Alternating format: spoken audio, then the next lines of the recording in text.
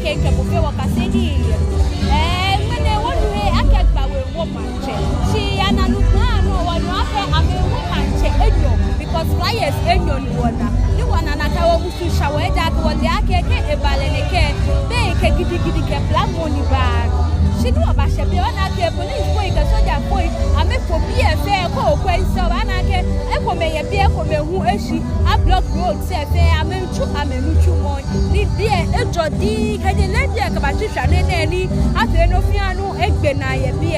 ejo ani ejo gidi ko ya no e ko be ya no ye he ko mo ko e black ko pata ko mo ko e du mo ko e ba ko ma mi fe ba me ba ko ni awo Mantse la ke o tu emi ko mo bo to ni na Mantse money awole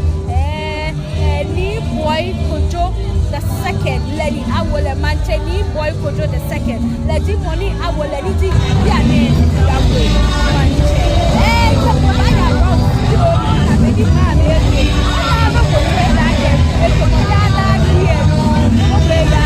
lady money lady money